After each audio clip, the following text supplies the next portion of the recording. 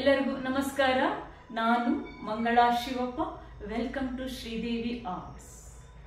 ಎಲ್ಲರಿಗೂ ಗಣೇಶ ಹಬ್ಬದ ಶುಭಾಶಯಗಳನ್ನು ತಿಳಿಸುತ್ತಾ ಇಂದಿನ ಸಂಚಿಕೆಯಲ್ಲಿ ಈಸಿಯಾಗಿ ಅಂದರೆ ಭತ್ತದ ತೋರಣದಿಂದ, ಅಂದರೆ ನಾವೆಲ್ಲರೂ ಕೂಡ ಭತ್ತದ ತೋರಣವನ್ನ ನಮ್ಮ ಮನೆ ಬಾಗಿಲಿಗೆ, ದೇವರ ಬಾಗಿಲಿಗೆ ಹಾಕ್ತೀವಲ್ವಾ, ಅದೇ ತೋರಣವನ್ನ ಉಪಯೋಗಿಸ್ಬಿಟ್ಟು, ಈಗ ನಿಮಗೆ ಕಾಣಿಸ್ತಾ ಇದೆ ಅಲ್ವಾ, ಈ ಡೆಕೋರೇಷನ್ ಅಲ್ಲಿ ನೀವು ನೋಡ್ತಾ ಇದ್ದೀರಲ್ವಾ, ಅದೇ ತೋರಣವನ್ನ ಬಳಸ್ಬಿಟ್ಟು ಸಿಂಪಲ್ ಆಗಿ, ಈಸಿಯಾಗಿ, ಕ್ವಿಕ್ ಆಗಿ ಗಣೇಶನ ಅಲಂಕಾರವನ್ನ ಹೇಗೆ ಮಾಡ್ತೀನಿ ಅನ್ನೋದನ್ನ ಇಂದಿನ ಸಂಚಿಕೆಯಲ್ಲಿ ಹೇಳ್ಕೊಡ್ತೀನಿ.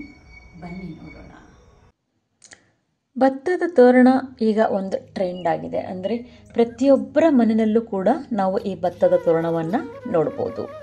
ಈ ಭತ್ತದ ತೋರಣವನ್ನು ನಾವು ದೇವರ ಕೋಣೆಗೆ, ಹಾಗೆಯೇ ಮೇನ್ ಡೋರಿಗಾಗಿರ್ಬೋದು, ಹಾಗೆಯೇ ನಾವು ಬ್ಯಾಕ್ ಡ್ರಾಪ್ ಆರ್ಟನ್ನಾಗಿಯೂ ಕೂಡ ಈಗ ನಾವು ಇದನ್ನು ಹಾಕ್ತೀವಿ. ಇದೇ ಭತ್ತದ ತೋರಣದಿಂದ ಗಣೇಶ ಡೆಕೋರೇಷನ್ ಹೇಗೆ ಮಾಡೋದು ಅನ್ನೋದನ್ನು ಹೇಳ್ಕೊಡ್ತೀನಿ, ನೋಡ್ಕೊಳ್ಳಿ. ನಮ್ಮ ಮನೆಯಲ್ಲಿ ಈ ರೀತಿ ಟೇಬಲ್ ಇದ್ದೇ ಇರುತ್ತಲ್ವ, ಅದನ್ನು ಒಂದು ದೊಡ್ಡ ಟೇಬಲ್ ಮೇಲೆ ಇಟ್ಕೋಬೇಕು. ಇಟ್ಕೊಂಡು ಆದಮೇಲೆ ಇದಕ್ಕೆ ಗಂಧವನ್ನು ಹಚ್ಚಿ, ಆಮೇಲೆ ಅರಿಶಿಣ ಕುಂಕುಮವನ್ನು ಹಚ್ಕೋಬೇಕು.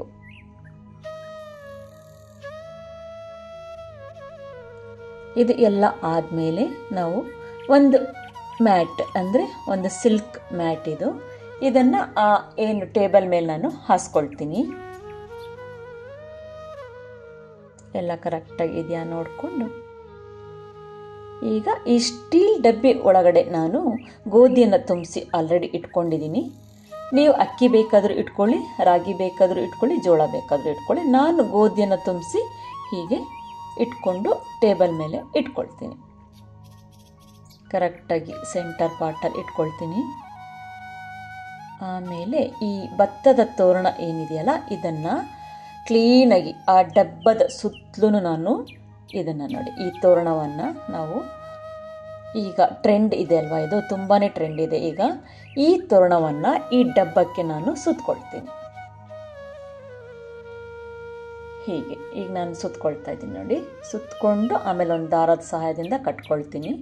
ಹೀಗೆ ಡಬಲ್ ರೋಲ್ ಮಾಡಬೇಕಾದ್ರೂ ನೀವು ಕಟ್ಕೊಳ್ಬೋದು, ಸಿಂಗಲ್ ರೋಲ್ ಮಾಡಿ 2 ಎಳೆ ಸುತ್ತಕೊಂಡಾದ್ರೂ ನೀವು ಕಟ್ಕೊಳ್ಬೋದು. ಈಗ ನಾನು ಅದು ಬಿದ್ದು ಹೋಗುತ್ತಲ್ವ, ಫಸ್ಟ್ ಒಂದು ದಪ್ಪನೆ ದಾರದ ಸಹಾಯದಿಂದ ನಾನು ಅದನ್ನು ಕಟ್ಕೊಳ್ತೀನಿ. ಈ ರೀತಿ ದಪ್ಪನೆ ದಾರವನ್ನು ಹಾಕ್ಬಿಟ್ಟು ನಾನು ಅದರ ಹಿಂಭಾಗದಲ್ಲಿ ನಾನು, ಅಂದರೆ ಟೈಟಾಗಿ ಕೂರಬೇಕಲ್ವಾ, ಬೇಕಿದ್ರೆ ನೀವು ಡಬ್ಬಕ್ಕೆ ಡಬಲ್ ಸೈಡೆಡ್ ಗಮ್ ಟೇಪನ್ನು ಹಚ್ಕೊಂಡು, ಆಮೇಲೂ ಬೇಕಿದ್ರೆ ನೀವು ಈ ಏನು ಭತ್ತದ ತೋರಣನ ಬೇಕಿದ್ರೆ ಸುತ್ತಕೊಂಡು, ಅಂದರೆ ಇನ್ನೂ ಸ್ಟಿಫಾಗಿ ಕೂತ್ಕೊಳ್ಳುತ್ತೆ, ಅದು ಬೇಕಿದ್ರೆ ನೀವು ಹಾಗೇನು ಬೇಕಿದ್ರೂ ಮಾಡ್ಕೊಳ್ಬೋದು. ಅಂದರೆ ಅಲ್ಗಾಡೋದಿಲ್ಲ, ಡಬಲ್ ಸೈಡೆಡ್ ಗಮ್ ಟೇಪಿಗೆ ಅದು ಅಂಟ್ಕೊಂಡ್ಬಿಡುತ್ತೆ ಆ ತೋರಣ. ಆಮೇಲೆ ಎಲ್ಲ ಸರಿ ಮಾಡ್ಕೊಳ್ಬೇಕು. ಎಲ್ಲ ಕಟ್ಟಿ ಆದಮೇಲೆ ನೋಡಿ, ಈ ರೀತಿ ಕ್ಲೀನಾಗಿ ಸರಿ ಮಾಡ್ಕೋಬೇಕು. ಎಲ್ಲ ಸರಿ ಮಾಡ್ಕೊಂಡು ಆದಮೇಲೆ ಈ ಗಣೇಶ ಮೂರ್ತಿಯನ್ನು ನಾವು ಅದರ ಮೇಲ್ಗಡೆಗೆ ಇಟ್ಕೊಳ್ಬೇಕು. ಇಟ್ಕೊಳ್ಳೋದಕ್ಕಿಂತ ಮುಂಚೆ ಈ ರೀತಿ ಸ್ವಲ್ಪ ಡೆಕೋರೇಷನ್ ಮಾಡಿಟ್ರೆ ಚೆನ್ನಾಗಿ ಕಾಣಿಸುತ್ತಲ್ವ. ಈ ಗಮ್ ಟೇಪನ್ನು ಹಚ್ಕೊಂಡು ನಾವು ಅಲ್ಲಿ 2 ಕಿವಿಗೂ ಕೂಡ ಓಲೆಗಳನ್ನು ಅಂಟಿಸ್ಕೋಬೇಕು. ದೊಡ್ಡ ದೊಡ್ಡ ಓಲೆಗಳನ್ನು ಅಂಟಿಸ್ಕೊಂಡ್ರೂ ಚೆನ್ನಾಗಿ ಕಾಣಿಸುತ್ತೆ. ಪುಟಾಣಿ ಓಲೆಗಳನ್ನು ಹಚ್ಕೊಳ್ತಾ ಇದ್ದೀನಿ. ಈಗ ನೋಡಿ, ಆ ಜ್ಯುವೆಲರಿ ಗಮ್ಮಿನ ಸಹಾಯದಿಂದ ಹೀಗೆ ಅಂಟಿಸ್ಕೋಬೇಕು. ನೋಡಿ, ಅಂಟಿಸ್ಕೊಂಡಾಯಿತು. ಮಧ್ಯದಲ್ಲೂ ಅಂಟಿಸಿದ್ದೀನಿ, ಅರಿಶಿಣ ಕುಂಕುಮ ಗಂಧವನ್ನು ಹಚ್ಕೊಂಡಿದ್ದೀನಿ, ಓಲೆಗಳನ್ನು ಹಚ್ಚಿ ಹೀಗೆ ಸಿಂಪಲ್ಲಾಗಿ ನಾನು ರೆಡಿ ಮಾಡ್ಕೊಂಡು ಇಟ್ಕೊಂಡಿದ್ದೀನಿ. ಈಗ ಇದನ್ನು ಈ ಸ್ಟೀಲ್ ಡಬ್ಬದ ಮೇಲೆ ನಾನು ಇಡ್ತೀನಿ. ಎಲ್ಲ ಕರೆಕ್ಟಾಗಿದೆಯಾ ನೋಡಿಕೊಂಡು ಈಗ ಇಟ್ಕೊಂಡಾಯಿತು ಡಬ್ಬದ ಮೇಲೆ. ಈಗ ನಾನು ಅರಿಶಿಣ ಕುಂಕುಮ ಎಲ್ಲ ಆಗಿದೆ. ಈಗ ಹೂಗಳಿಂದ ನ್ಯಾಚುರಲ್ ಹೂವನ್ನು ಕೂಡ ಇಡಬೇಕಲ್ಲ, ಅಲ್ಲಿ ಅದನ್ನು ಆ ಗಣೇಶನ ಪಾದದ ಸುತ್ತಲೂ, ತಲೆ ಮೇಲೆ, ಅದು ಚೆನ್ನಾಗಿ ಕಂಡಿಲ್ಲ ಅಂದರೆ ಆಮೇಲೆ ನಾನು ತೆಗಿತೀನಿ ಹೂವನ್ನು, ಸೆಂಟರ್ ಹೂವನ್ನು, ಅಂದರೆ ತಲೆ ಮೇಲೆ ಇಟ್ಟಿರೋ ಹೂವನ್ನು. ಈಗ ಪಾದದ ಹತ್ರ ಹೂವನ್ನು ಇಟ್ಕೊಳ್ತೀನಿ.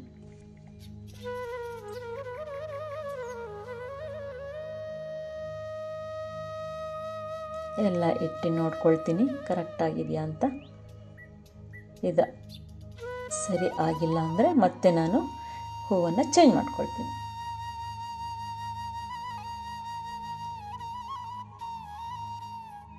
ಈ ಹೂ ನನಗೆ ಯಾಕೋ ಸರಿ ಅನ್ನಿಸ್ತಾ ಇರಲಿಲ್ಲ. ಸೊ ಹಾಗಾಗಿ ಮೇಲ್ಗಡೆ ಒಂದು ಚೆಂಡು ಹೂವನ್ನು ಇಟ್ಕೊಳ್ತೀನಿ. ಈಗ ಕೆಳಭಾಗಕ್ಕೆ ಒಂದು ಗೋಲ್ಡ್ ಲೇಸನ್ನು ನಾನು ಕಟ್ಕೊಳ್ತೀನಿ. ನಿಮ್ಮ ಹತ್ರ ಗೋಲ್ಡ್ ಲೇಸ್ ಇದ್ದರೆ ಗೋಲ್ಡ್ ಲೇಸ್ ಕಟ್ಕೊಳ್ಳಿ, ಅಥವಾ ಮಣಿ ಸರ ಇದ್ದರೆ ಮಣಿ ಸರನ ಕಟ್ಕೊಳ್ಳಿ, ಡಾಬ್ ಇದ್ದರೆ ಡಾಬನ್ ಬೇಕಿದ್ರೂ ಕಟ್ಕೊಳ್ಳಿ. ಕೆಲವ್ರ ಹತ್ರ ಅಂದರೆ ದೇವಿ ಆಭರಣಗಳು ಇರೋದಿಲ್ಲಲ್ಲ, ಅಂಥವರು ಲೇಸನ್ನು, ಗ್ರ್ಯಾಂಡ್ ಲೇಸನ್ನು ಕಟ್ಕೊಂಡ್ರೂ ಕೂಡ ಚೆನ್ನಾಗಿ ಕಾಣಿಸುತ್ತೆ. ಅಂದರೆ ಸ್ಟಿಫಾಗಿ ಗ್ರ್ಯಾಂಡಾಗಿ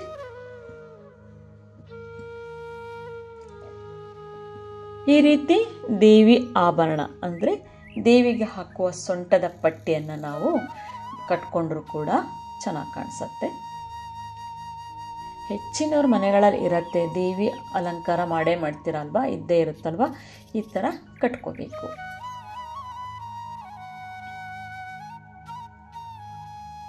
ಟೈಟಾಗಿ ಕಟ್ಕೋಬೇಕು.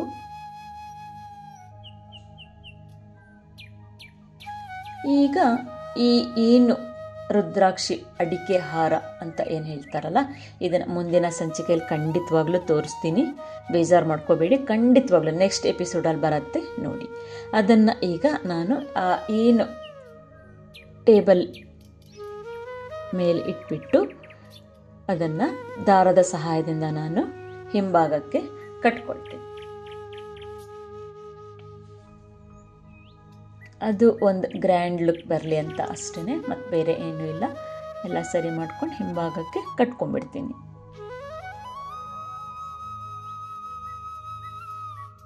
ಇದು ಕಟ್ಕೊಂಡು ಆದಮೇಲೆ ಈಗ ಆನೆಗಳನ್ನು ಇಡ್ತೀನಿ. ಈ ಜೋಡಿ ಆನೆಗಳನ್ನು ನಾನು ಆಲ್ರೆಡಿ ಗಂಧ ಎಲ್ಲ ಹಚ್ಚಿ ರೆಡಿ ಮಾಡಿ ಇಟ್ಕೊಂಡಿದ್ದೀನಿ.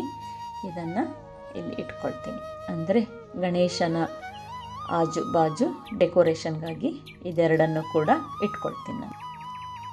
ಅದರ ಮೇಲ್ಗಡೆಗೆ ಈ ಲೋಟಸ್ಸಿಗೆ ನಾನು ಡಬಲ್ ಸೈಡೆಡ್ ಗಮ್ ಟೇಪನ್ನು ಹಚ್ಕೊಂಡು ಆ ಆನೆಯ ಮೇಲ್ಗಡೆ ಒಂದು ಗ್ರ್ಯಾಂಡ್ ಲುಕ್ ಬರಲಿಕ್ಕೋಸ್ಕರ ಈ ರೀತಿ ನಾನು ರೆಡಿ ಮಾಡ್ಕೊಂಡಿದ್ದೀನಿ. ಆನೆ ಮೇಲೆ ಇದನ್ನು ಈಗ ನೋಡಿ ಅಂಟಿಸ್ಕೊಳ್ತೀನಿ. ಅದು ಏನೋ ಒಂದು ರೀತಿ ಗ್ರ್ಯಾಂಡಾಗಿ ಕಾಣಿಸುತ್ತಲ್ವ, ಸಿಂಪಲಾಗಿ ಕಾಣಿಸ್ತಾ ಇತ್ತು ಆನೆ ಅಂತ ಈ ರೀತಿ ಮಾಡ್ಕೊಂಡಿದ್ದೀನಿ. ಮತ್ತು ನೀಟಾಗಿ ಇಟ್ಕೊಂಡು ಈಗ ಕಳಶವನ್ನು ಆಲ್ರೆಡಿ ಇದರೊಳಗಡೆ ನೀರು, ಹಣ್ಣು, ಎಲೆ ಎಲ್ಲ ಇಟ್ಕೊಂಡು ಡಬಲ್ ಸೈಡೆಡ್ ಗಮ್ ಟೇಪನ್ನು ಹಚ್ಕೊಂಡಿದ್ದೀನಿ. ಹೂವನ್ನು ಇಟ್ಕೊಂಡಿದ್ದೀನಿ. ಯಾಕೆ ಅಂತ ತೋರಿಸ್ತೀನಿ ನೋಡಿ. ಈ ರೀತಿ ನಮ್ಮ ಹತ್ರ ಅಂದರೆ ಸ್ವಲ್ಪ ಕಡಿಮೆ ರೇಟಿನ ಸರವೆಲ್ಲ, ನೆಕ್ಲೆಸ್ ಎಲ್ಲ ನಾವು ತಂದಿಟ್ಕೊಂಡಿರ್ಬೇಕು ಪೂಜೆಗೆ ಅಂತ. ಅದರ ಆ ಜಂಪಿಂಗ್ ರಿಂಗಿಗೆ ಅಟ್ಯಾಚ್ ಆಗಿರೋ ದಾರನ ತೆಗೆದುಬಿಟ್ಟು ಇದು ನೋಡಿ, ಈ ನೆಕ್ಲೆಸ್ ಇದು. ಈ ನೆಕ್ಲೆಸನ್ನು ನಾನು ಈಗ ಈ ಏನು ಕಳಶ, ಪುಟಾಣಿ ಕಳಶ ರೆಡಿ ಮಾಡ್ಕೊಂಡಿದ್ನಲ್ಲ, ಅದಕ್ಕೆ ಈಗ ನೋಡಿ ಬ್ಯಾಕ್ ಸೈಡಲ್ಲಿ ಅಂಟಿಸ್ದಾಗ ತೋರಿಸ್ತೀನಿ. ಎಷ್ಟು ಗ್ರ್ಯಾಂಡಾಗಿ ಕಾಣಿಸುತ್ತೆ, ಎಷ್ಟು ಸಿಂಪಲ್ಲಾಗಿದ್ದಿದ್ದು ಕಳಶ ಎಷ್ಟು ಗ್ರ್ಯಾಂಡ್ ಆಯ್ತಲ್ವ. ಆ ಡಬಲ್ ಸೈಡ್ ಗಮ್ ಟೇಪಿಗೆ ಜಂಪಿಂಗ್ ರಿಂಗನ್ನು ನಾನು ಅಲ್ಲಿ ಅಟ್ಯಾಚ್ ಮಾಡ್ಕೊಂಡಿದ್ದೀನಿ, ಅಂಟಿಸ್ಕೊಂಡಿದ್ದೀನಿ. ಈಗ ಎಷ್ಟು ಗ್ರ್ಯಾಂಡಾಗಿ ಕಾಣಿಸುತ್ತಲ್ವ ಕಳಶ. ಈ ಕಳಶ ನಾನೀಗ ಅಲ್ಲಿ ಇಡೋದಕ್ಕಿಂತ ಮುಂಚೆ ಇದು ಸ್ವಲ್ಪ ಹೈಟ್ ಕಡಿಮೆ ಆಗುತ್ತೆ ಅಂದ್ಬಿಟ್ಟು ಈಗ ನೋಡಿ ಸ್ವಲ್ಪ ಹೈಟ್ ಕಡಿಮೆ ಆಯಿತು.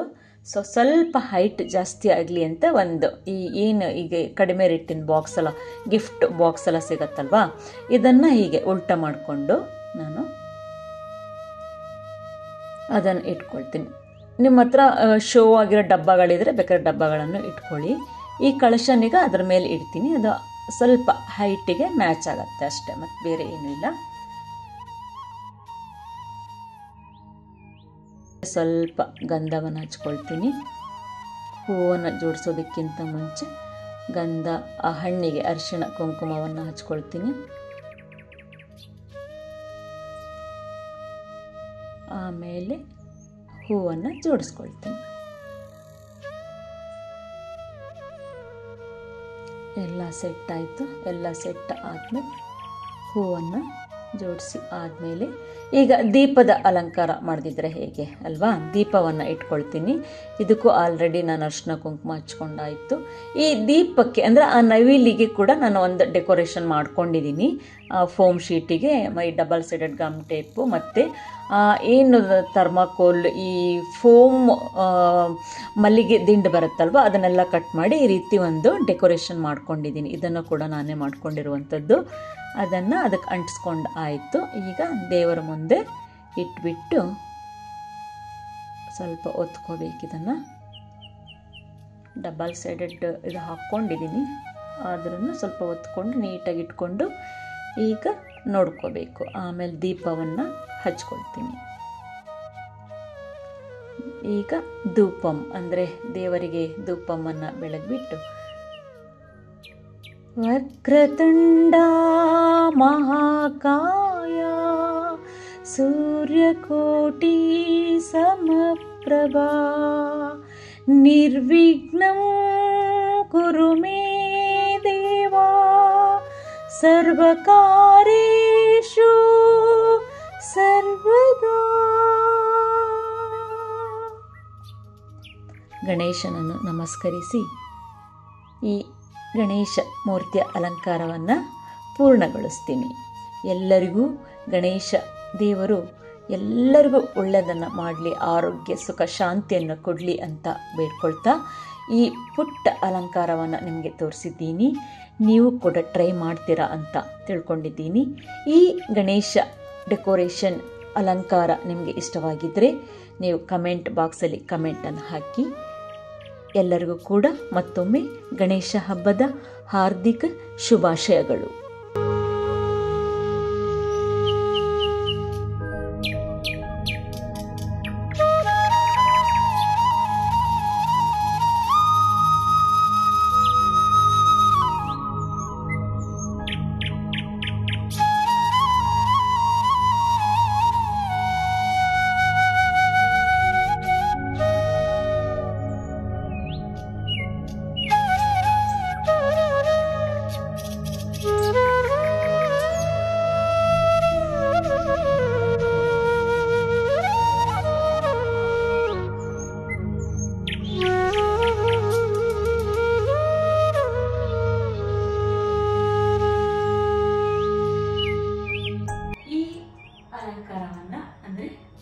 ತೋರಣವನ್ನು ಇಟ್ಬಿಟ್ಟು ನಾನು ಸಿಂಪಲ್ ಆಗಿ ಕ್ವಿಕ್ ಆಗಿ ಹೇಗೆ ಅಲಂಕಾರ ಮಾಡಿದೆ ಅಂತ ನೀವೆಲ್ಲ ನೋಡಿದ್ರಲ್ಲ. ಈ ಸಂಚಿಕೆ ನಿಮಗೆ ಇಷ್ಟವಾದಲ್ಲಿ ಲೈಕ್ ಮಾಡಿ, ಶೇರ್ ಮಾಡಿ, ಕಮೆಂಟ್ ಮಾಡಿ, ಹಾಗೆಯೇ ನನ್ನ ಚಾನಲ್ಗೂ ಕೂಡ ಸಬ್ಸ್ಕ್ರೈಬ್ ಮಾಡ್ಕೊಳ್ಳಿ ಅಂತ ಕೇಳ್ಕೊಳ್ತೀನಿ. ಮತ್ತೊಮ್ಮೆ ನಿಮ್ಮೆಲ್ಲರಿಗೂ ಕೂಡ ಗಣೇಶ ಹಬ್ಬದ ಹಾರ್ದಿಕ